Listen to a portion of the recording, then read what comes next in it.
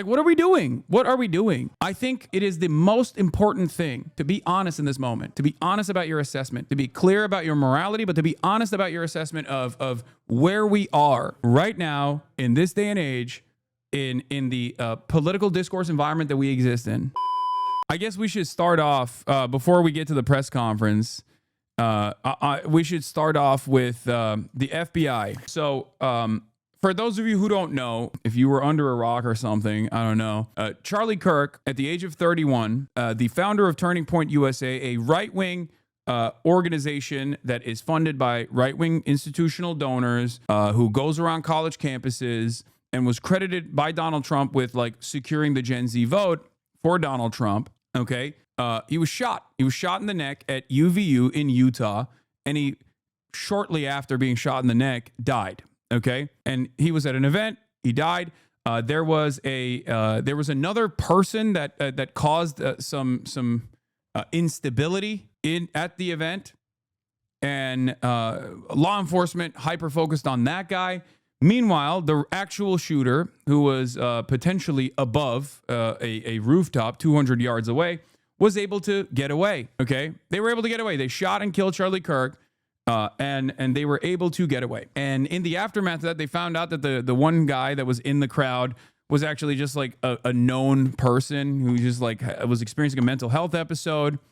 So instead of releasing him, they basically kept him in prison for obstruction of justice, which is crazy, but they basically cleared him of the not being the shooter. And then they apprehended another suspect who I believe was a dude with an Arab name, but it turns out he was a Heritage Foundation guy, who was just, it feels like they just only apprehended him because he is a dude with an Arab name, I guess, but he's like very clearly, he's a Heritage Foundation guy. He's a Trump supporter. He was there, to watch Charlie Kirk. So they released him as well. They cleared him as well. And now they have officially found and released images of a person of interest in the Charlie Kirk killing. Now, this is a person of interest, so we don't even know if this is actually the person, but like this is the closest we've arrived at whether or not this is the person. Now, one thing that I do want to mention here, however, is that outside of this person of interest, there was another revelation that came out, which I think is perhaps one of the most insane things I've seen with mainstream media in general. Steven Crowder this morning released an exclusive. This morning, my team received an email from an officer at the ATF. The email included a screenshot from what appears to be an internal message describing a weapon and cartridges located by an ATF and other law enforcement near the scene of the Charlie Kirk shooting at Utah Valley State University. And what's crazy about it isn't the fact that Steven Crowder actually released this information, right? Because that's the expectation. He's a Rumble guy. Of course, he's going to go with unverified, unconfirmed reports. And really feed into the narrative that like the shooter was probably trans, right? What's actually completely unacceptable is the fact that Wall Street Journal also ran along with this report.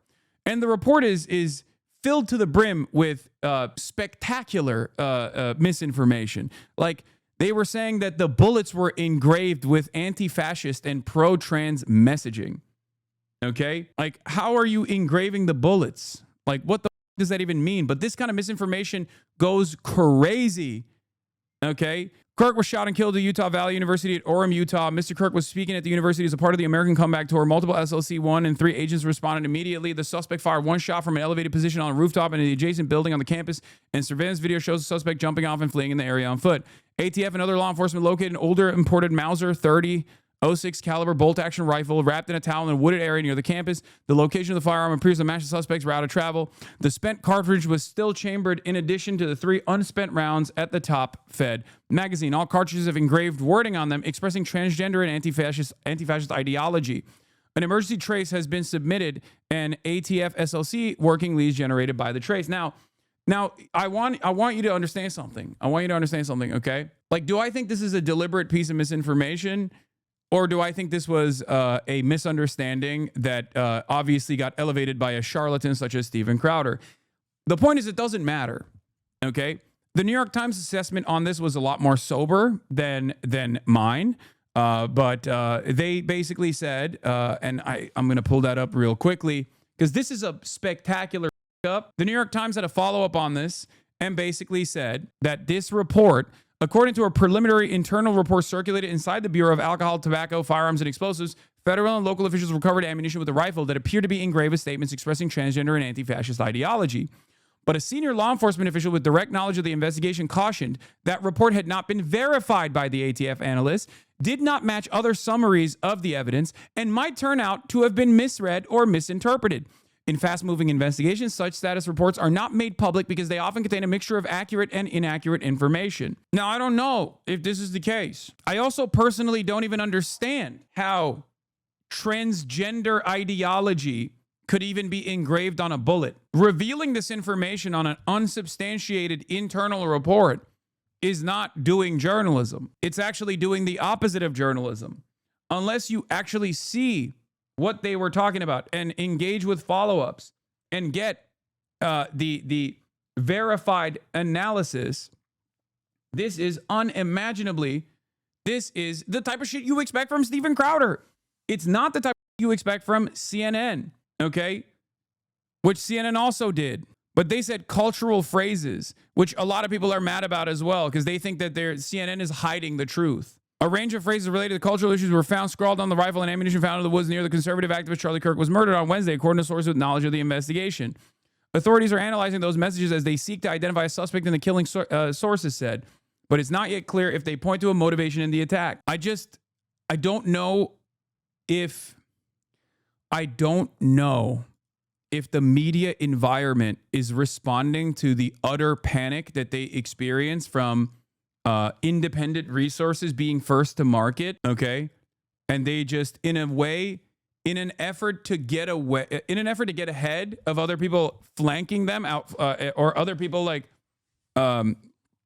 leaking certain stories, they just don't do their due diligence and they don't think about how they are supposed to respond in this situation. Right now, there is an FBI assessment of who the suspect might be, the person of interest might be. However, this is a fast-paced, fast-moving media environment and media landscape. And while I'm going to show you this, before we even develop any sort of inferences about who the shooter's profile or background might be, it turns out that the FBI has also said that the third suspect now, the third person of interest, is probably not the right guy either.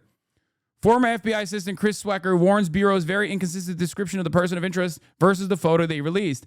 There is one thing I think is very inconsistent and it bothers me. Okay, so it could be the guy, it could not be the guy, it may as well not be the guy as well. It's just, it is a, I guess it turns out when you have podcasters who have made a living off of hawking supplements and engaging in conspiracy theories lead the federal law enforcement, the premier federal law enforcement agency, the Federal Bureau of Investigations, it doesn't help. It only seemingly hurts the way that the Bureau operates.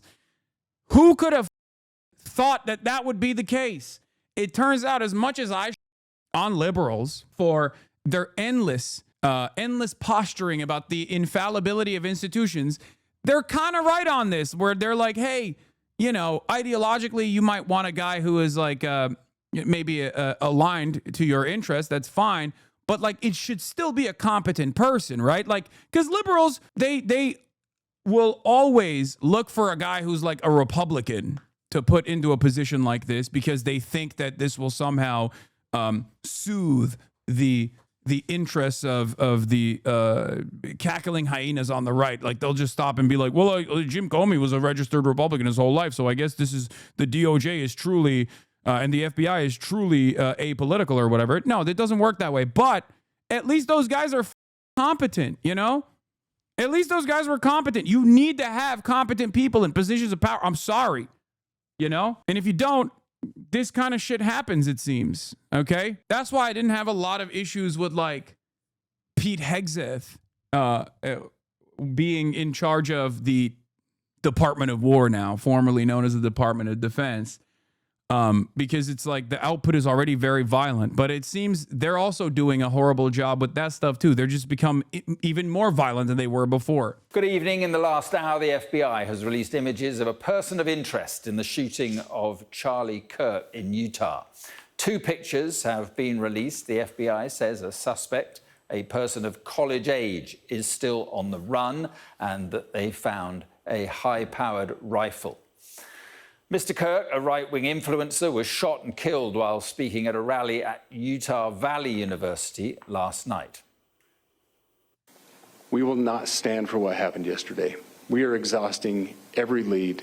We have every officer invested in this, every investigator, every local agency. The outpouring of support from the law enforcement community has been astounding. We are investing everything we have into this, and we will catch this individual. Having walked through the crime scene, through the hallways of this school, through the classrooms, I can't imagine what the people on scene felt as well. A horrific event where some of them barricaded in classrooms, some of them ran in fear. Can't overstate the tragedy and the horrific event that yesterday was, and how we will work to bring to justice the actions of one individual or any other individuals that assisted in that. Our state has gone through a lot, and we will come out successful. This morning I can tell you that we have recovered what we believe is the weapon that was used in yesterday's shooting. It is a high-powered bolt-action rifle. That rifle was recovered in a wooded area where the shooter had fled. The FBI laboratory will be analyzing this weapon. Investigators have also collected footwear impression, a palm print, and forearm imprints for analysis. Now, I understand there are a lot of questions about motive. I assure you that all leads, tips are being fully investigated. As of this morning, we have received more than 130 tips. We thank the community for that. The FBI has brought every resource to bear, and we will continue to do so throughout the course of this investigation.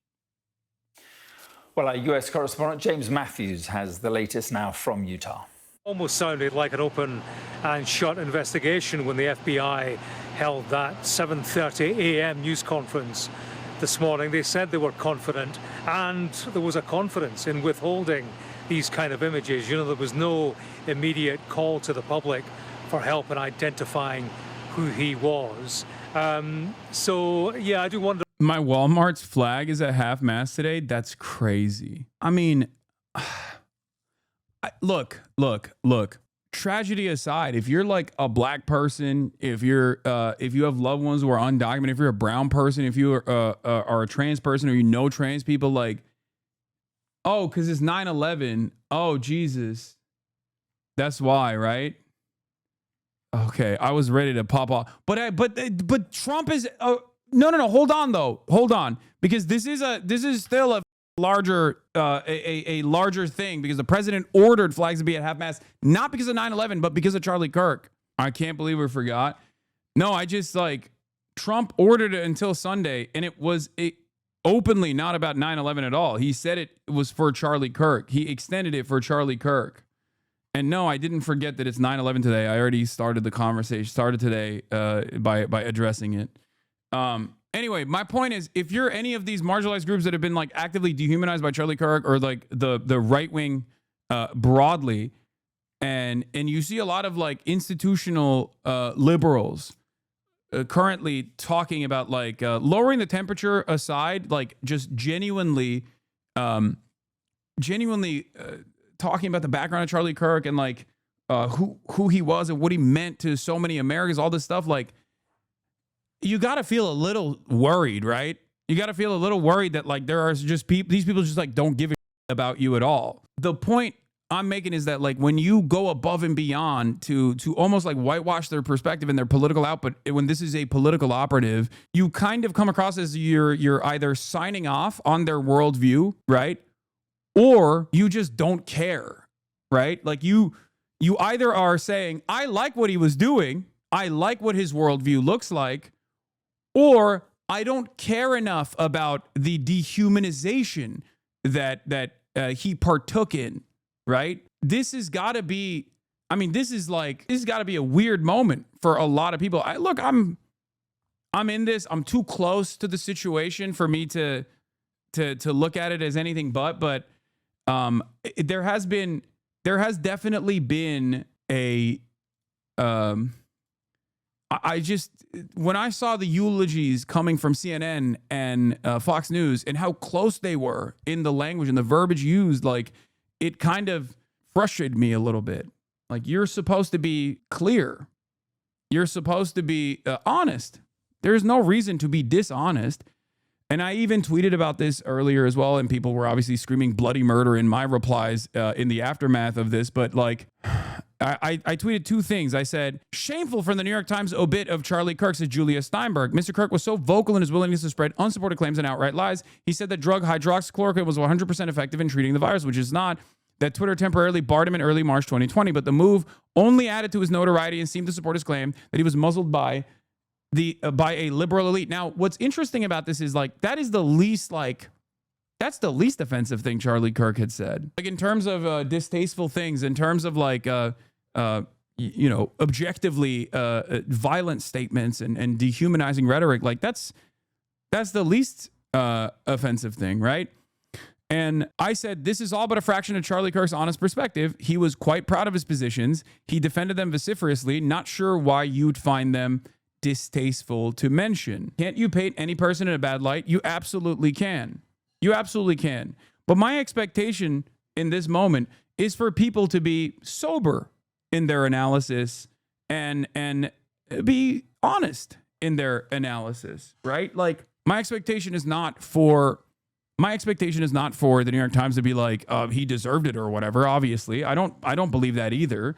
But my expectation is for them to, at the very least, reflect a little bit about his positions, because this is the moment where you are. This is the moment where you are introducing Charlie Kirk to a much broader audience. Like, reflect on his real legacy. And Matt Walsh said some stuff as well. He said all Charlie Kirk ever did was have conversations with people. He didn't insult anyone. He made arguments. He debated. He wasn't an extremist in any way.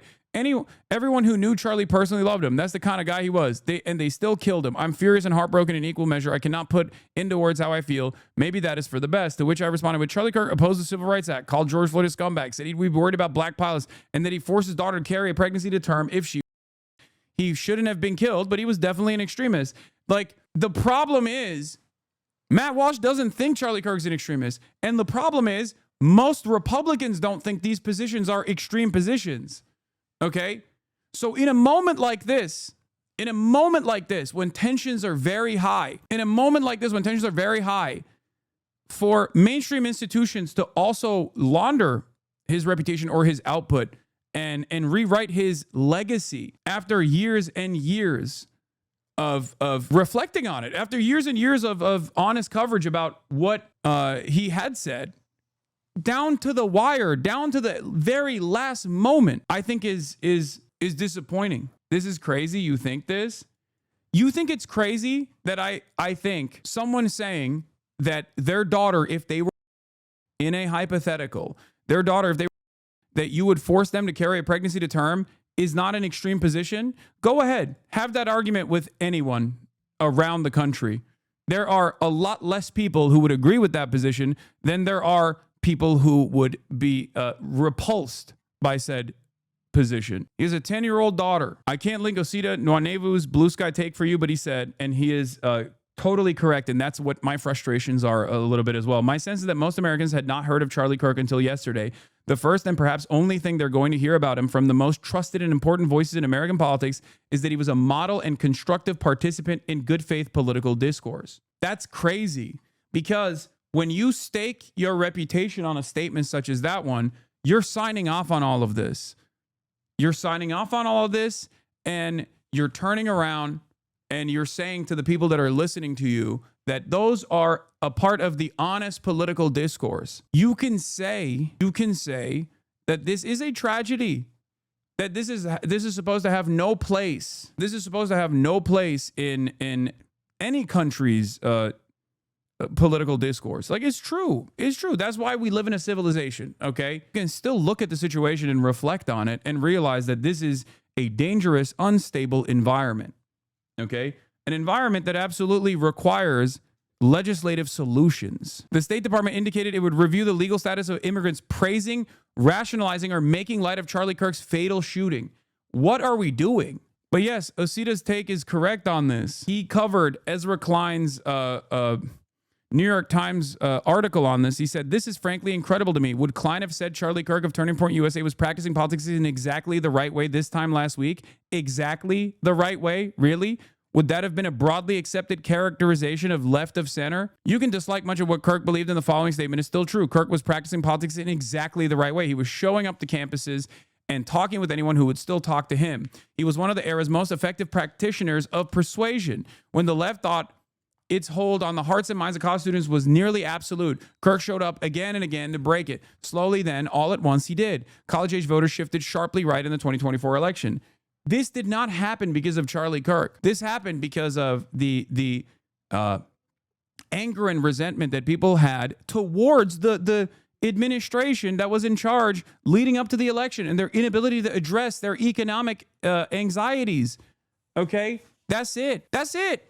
Charlie Kirk was an accelerant, certainly, but yeah, you can take him out. You can take her out. But to make this false notion that he was like single-handedly responsible for this betrays the reality that is unfolding in front of us in real time.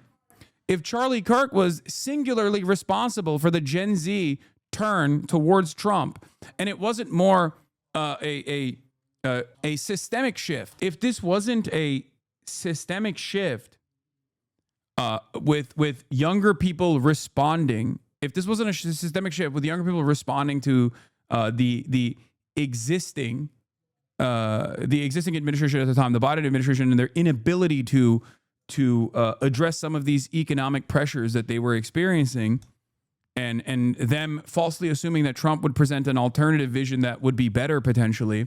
If you think that it was something beyond that, Charlie Kirk, until yesterday, was still very much an operator in the field. He was still going to college campuses. So why did that Gen Z swing back happen already? Because in the first 9 months of Trump's administration, Gen Z swung wildly back towards an antagonistic position against Donald Trump. This is not only a bad political assessment, but it's also a dangerous one. Exactly. This isn't to say that Charlie Kirk wasn't impactful. Of course he was, for sure. But he was taking advantage of the systemic forces, the systemic shift that was happening broadly, because he was still very much right there.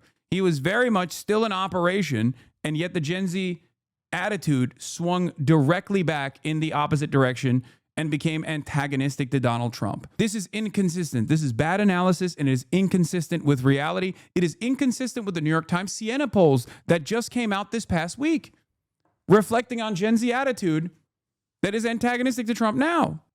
And it's also incorrect in terms of like, this is broad persuasion or these people are actually using the field of debate to arrive at a truth. Like, everybody knows that this is content. You're cutting content and you're doing propaganda. Okay? There is a reason why Charlie would pick the targets that he picked. And it's not Charlie who started this process. It's not Charlie Kirk who was responsible for, the college campus debate field. Ben Shapiro did it all the time as he elevated his status as well, taking a bunch of hysterical college campus freshmen who have never been in front of a microphone, in front of a large audience, and like ritualistically humiliating them so you can make SJW-owned compilations, is not actually arriving at the truth, arriving at any sort of serious truth through testing your ideas in the field of battle. It's just propaganda.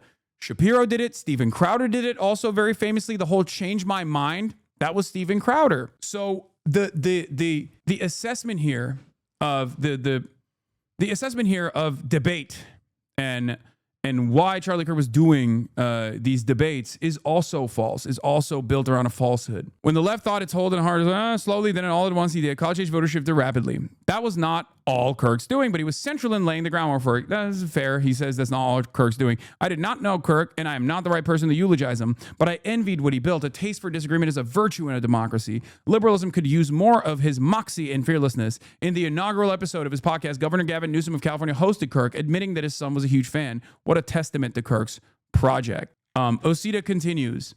He says, Charlie Kirk was not engaged in respectful political debate.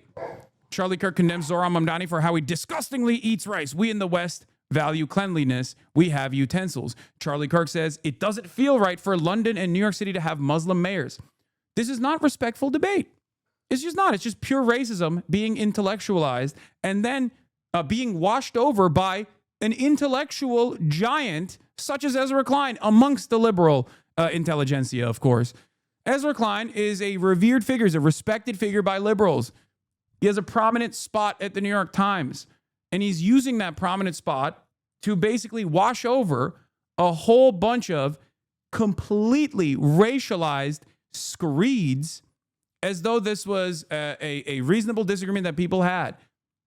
Make no mistake, however, this is like the solution to this is not gun violence. Obviously, that is insane. Somewhat decent statements from a lib. There are violent extremists on the left, but they are not in charge of the party. You can find them on social media, not in the halls of power. The violent extremists on the right are in Congress, on courts, sitting in the Oval Office. Every single major Democratic politician condemned the murder of Charlie Kirk. Meanwhile, before even knowing who the shooter was, the Republican president gave a speech calling for violence against the Democrats. There are mass thugs running through the streets, dragging people out of cars at gunpoint. There was an attempted violent coup at the Capitol building brought on by the president himself and Charlie Kirk, too, by the way. Make no mistake. That's another part of the thing. That's another part of this puzzle that's like so interesting. Liberals who only care about January 6th, I guess, forgot Charlie Kirk literally paid for buses. Charlie Kirk bussed people to the Capitol. Turning Point USA bussed people to the Capitol to participate in the insurrection. So it's even that they care about that they seemingly don't care about, right? Like, even if it's someone like Ezra Klein maybe doesn't about all of the dehumanizing language that has come from many conservative figureheads, including Charlie Kirk, right? Including but not limited to Charlie Kirk. Maybe you don't care about it. Maybe you think like, well, that's just like political disagreements. It's fine, right? But you care about January 6th. That's like a thing that you care about. That's what you talk about all the time. Anyway, hell, he threatened to invade an American city 4 days ago. I'm genuinely sad the man died, not because I agreed with a word he said, but because he was a misguided person who himself was caught up in the culture of violence. He deserved to be shouted down for his backwards ideas, not murdered. The most sickening part of this whole ordeal is the excitement you see in Republicans, how quickly they move past any respect for the dead, any reflection on the environment they help foster. This is actually a pretty solid assessment. They don't even know who the shooter is, yet they're ignoring the obvious marks of a professional killer who clearly had high-trained military background and the fact that these guys tend to be right-wing nut jobs with an obscure axe to grind. But they've already given him, and we all know it's a him, not a her, an identity. The faceless embodiment of everything they hate and a fear with a clearly coordinated messaging campaign to call him a leftist. So it's clear that what they want is not peace. They want a justification for more violence. They want a bloody shirt they can point to and say, see, this is why there are thugs in the streets in mass pulling people from cars at gunpoint. This is why we must end the American experiment in democracy. And the most pathetic part of it all is that none of it is necessary. Violent crime is down everywhere. This is all invented. And it was done so to protect the pursuit of power of one man, a dim-witted child who became a violent extremist simply because selling his dark vision of America was the only way his corrupt soulless ass could stay out of jail. Great take from Michael Gillette, by the way. It's true. Everything he said here is true. While I have ideological disagreements with liberals, like, this is correct. This is one of those instances where it's just correct. It's objectively correct. Like, what are we doing? What are we doing? I think it is the most important thing to be honest in this moment. To be honest about your assessment, to be clear about your morality, but to be honest about your assessment of where we are, okay? Where we are right now in this day and age in the political discourse environment that we exist in, okay? This isn't just Trump, though. It's the entire right-wing movement. Yes, Trump is a beacon of modern reactionary attitudes. He is just a singular force that summarizes everything. Hannity, the left has given us 10 nonstop years of rage and hatred and vile language. Is undeniable. It is poisoning the minds of many people in our country. I said all of modern conservatism is about making up a false reality to get mad at and then getting endlessly mad about said false reality. Wow, the left is really violent in their rhetoric. Why? Because they say conservatives who dehumanize entire swaths of the population are being brutal and ruthless and violent in their words. That's the real violence. The same principle that I have maintained for years. At the peak of campus culture, cancel culture, and free speech panic, when everyone kept pointing the finger at the left and liberals in general for engaging in cancel culture and all these narratives, and certainly a lot of people were doing that. You know who was still the most successful group, the most successful ideological movement that was able to cancel people, were able to actually successfully burn books? It was the right. It was always the right. But they were able to market themselves as brave warriors engaging in the act of cancel culture for patriotism, a higher order, a higher priority that actually makes sense.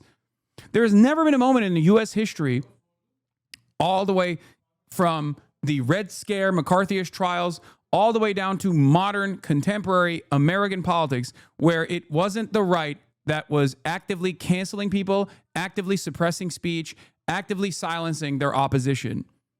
Okay? That has always been the case. And we're seeing that right now. Wow, you are really delusional. There is evidence for this. You have nothing. Go look at organizations like FIRE, who dedicate, and they're right-wing organizations for the most part, who dedicate their entire purpose to tracking where the cancellations are taking place and where the book bannings are taking place. Okay? I'll give you the greatest example.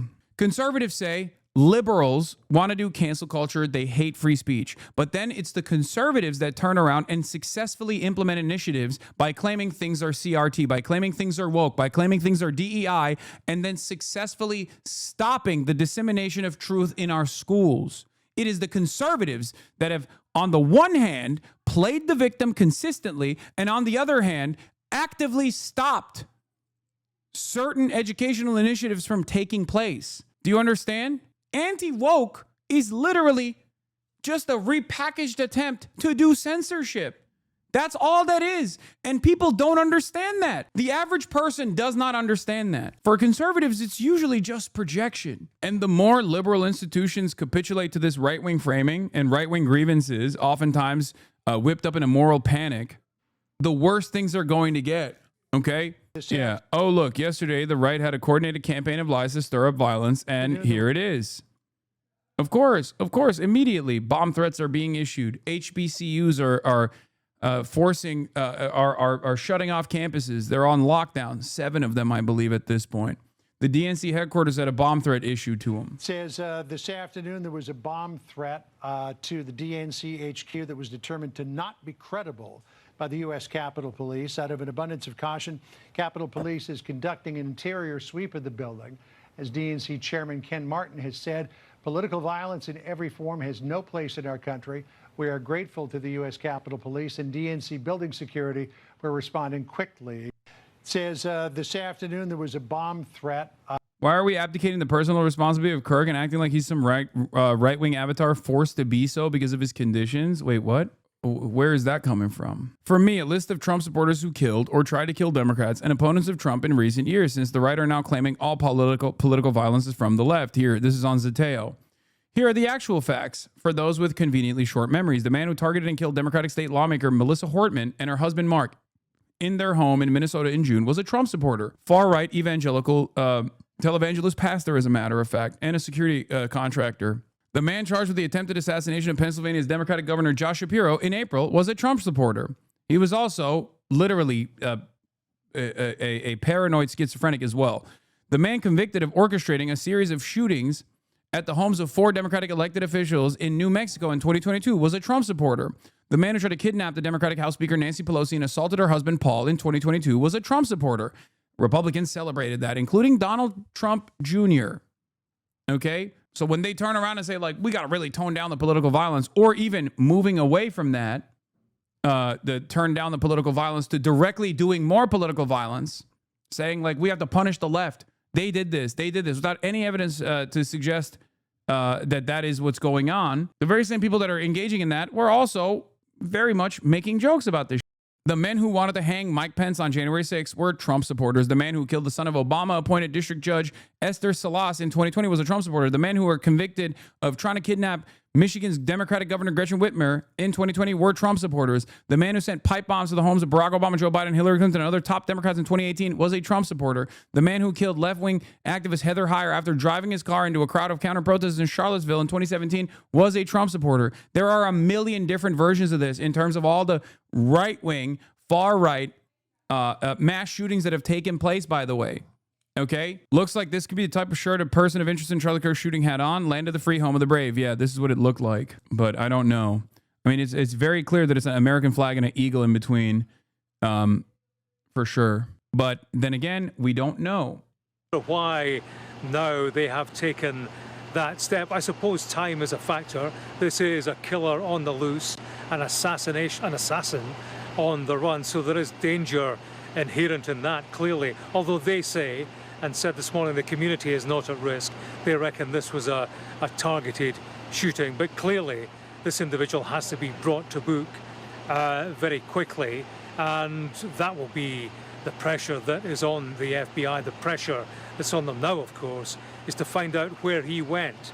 We see him climbing stairs in those images, presumably before the assassination. We are told that We don't even know if that's the actual shooter or not, but like he does look groiped up. I will say he does look incredibly groiped up. He looks. This is a very groiper posture. I mean, one might say that he is simply wearing this to blend in or whatever, but like this looks like a groiper. If this is even the guy. The news is coming in very fast now. Breaking news in the hunt for the assassin in Utah. Brand new evidence now. Bill Malutian. Bill, tell us. Yeah, Harris, good morning to you. We heard earlier today that the FBI said they recovered that high-powered bolt-action rifle in a wooded area. Well, now several federal sources confirmed to Fox News that messages were found written on both the gun and the ammunition here, and those messages are currently being reviewed by investigators. We can't confirm what were in those messages, only that messages were found scrawled on both the gun and the ammunition that investigators have found, and that is under review right now. That gun will be having what's known as an urgent trace by the ATF. That is when they're going to try to find out where the gun was purchased, when it was purchased, what the possible chain of custody was. Keep in mind, the FBI also announcing earlier this morning they found a partial palm print. They also found some footprints, and they do have good surveillance video of the suspect. They just say they're not going to be releasing that video right now. They say those images show that person, whoever it is, jumping off a building and running off into a neighborhood, and that person appears to be college-aged. But again, Harris, multiple federal sources telling Fox News that messages of some kind were found written on both the gun and the ammo, and investigators right now looking at those messages, as here we are about 20 hours after this assassination and still no suspect in custody. Make no mistake, this could very well be true. It's just that releasing this information without proper confirmation is incredibly irresponsible. The New York Times has reported on this. The original source comes from Steven Crowder. He was the one who leaked this, okay? And he was the one who leaked this, and the New York Times said, but a senior law enforcement official with direct knowledge of the investigation cautioned that report had not been verified by the ATF analysts and did not match other summaries of evidence and might turn out to have been misread or misinterpreted. The reason why I'm saying that is because the Wall Street Journal reported on it, CNN reported on it, and the reason why it's dangerous and irresponsible is because, like, you don't know if this corresponds to the shooter's actual ideology, or if they're like an opportunist that wanted to foment like race war or something, you know, because like groypers do stuff like that all the time. You don't know if it's actually a left-wing ideological perspective that was true. You have to analyze all of the evidence that's readily available before you make a release like this, before you make a statement like this known, because that kind of dangerous misinformation just goes crazy. And then a lot of people, by the time new information comes out, you know, people have already made up their minds, right? So that in and of itself is like very dangerous.